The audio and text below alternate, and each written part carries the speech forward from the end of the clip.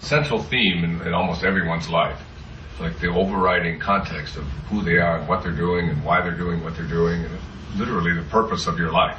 I think many people ask questions about, I don't know what I'm here for. I know that there's something more that I'd like to do, but I just feel stuck. I want to find something that I'm going to do, like, I want to be a florist, or I want to raise horses out in Montana, or, something that they're looking for, which is, to me, erroneous. It's not the way to go with this.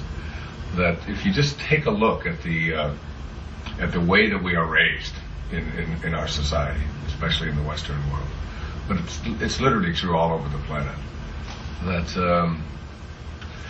we come into this world and we're really, I often say that the first 9 months of your life, from the moment of your conception until your birth, until you plop out, you're not doing anything.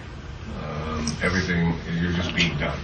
Everything is happening. It's, you don't have to worry about whether things show up on time or whatever. It's all, the context is there's a greater force taking care of everything. And then we come into this world, we show up, our nose is in the right place, our arms are in the right place, everything is, it's like we had nothing absolutely to do with it. We surrendered to it, we let it go, we let it happen.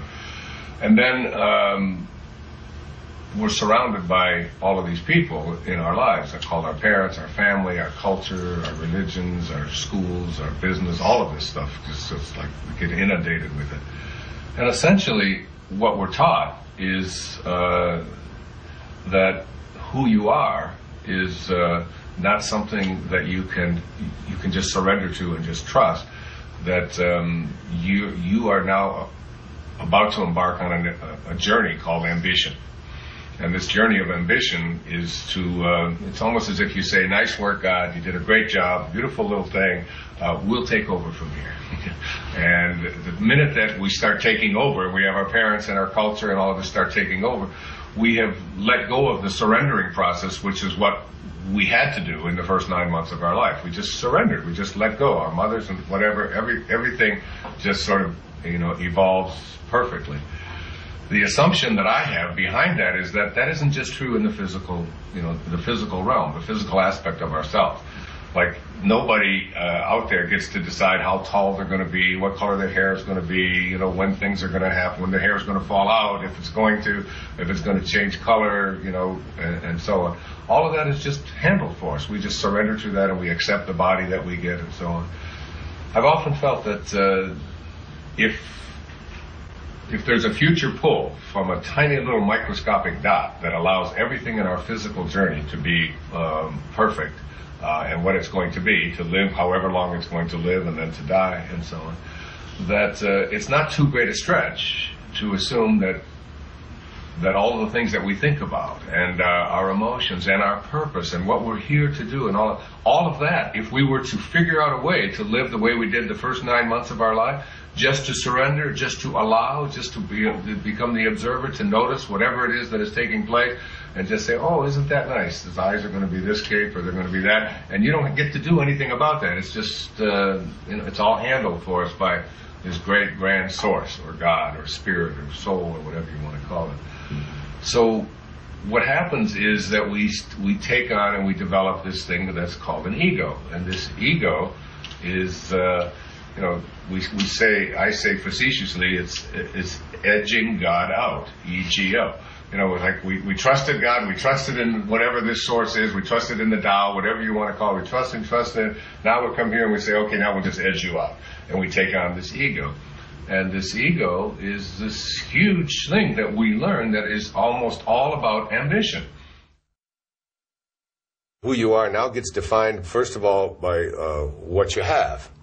And so you start having an ambition from very early in your life. It starts with your toys and the stuff that is yours and so on. And then it goes to your various possessions and your bank account and all of this kind of thing. So in at the very beginning in this ambition stage, you are taught that you are what you have, what you accumulate, what you collect, what you own, and it's yours. And therefore the lessons become, the more that I have, the better person that I am.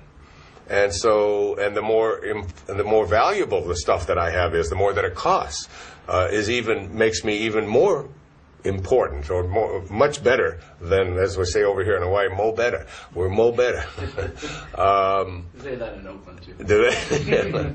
So we spend a lot of our energy, a lot of our time, a lot of our work and our thoughts on how much stuff can I get? How much can I accumulate?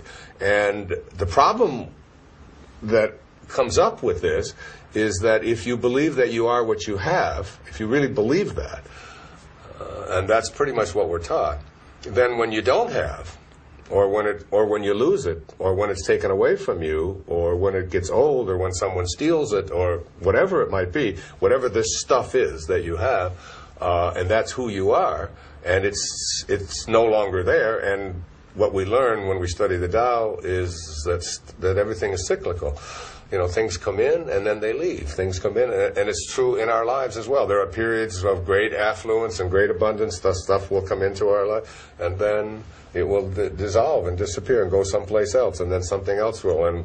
And you know, the cyclical nature of everything in the universe is that it's up and then it's down, and that built into every storm is calmness, and so on.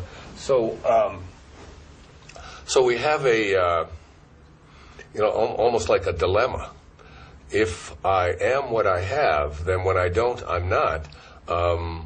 I start to get really terrified. I start to get really scared when I don't have as much stuff as I want to have, or when other people have more stuff. So we spend a lot of our energy comparing ourselves to what other people have, and so on. So that's the first lesson of the ego. Another aspect of what we learn in this ambition stage of our life is that the ego says, I am not only what I have, but I am what I do. So now it's all about achievement. And this is really huge in the whole ambition thing. So that the more that I do, the more that I achieve, the more awards that I get, the higher that I go in my educational pursuits, the more degrees that I have. All of these kinds of things, getting ahead of the next guy, the whole corporate ladder business, you know, that we train young children in school, and we train them in our schools also. We train them, you know, that what you do is, you have to compare yourself to how other people are doing. So you're in a classroom of 30 kids, and there's the ones who do the best on their exams and so on, get their gold stars, and when they're in the early grades, they get them all posted on the board. And when they get a little bit higher, they get into the National Honor Society, and they get more awards and so on. And there's this continuous emphasis on becoming more and more and more ambitious in your life, and not only accumulating a lot of stuff, but getting a lot of merit badges behind you. And these merit badges, you know, come in the form of trophies, and they come in the form of all kinds of award letters and things like this. The problem with this, for all of us, is that if you are what you do, then when you don't, you aren't. So if you now can't, let's say you have an accident and you get hurt, or you get dismissed from the job that you're in, or somebody else gets it and you don't. I mean, there's an endless number of possibilities, all of which everybody watching has experienced in their life at one time or another, that you get to do and then you don't get to do, and so on.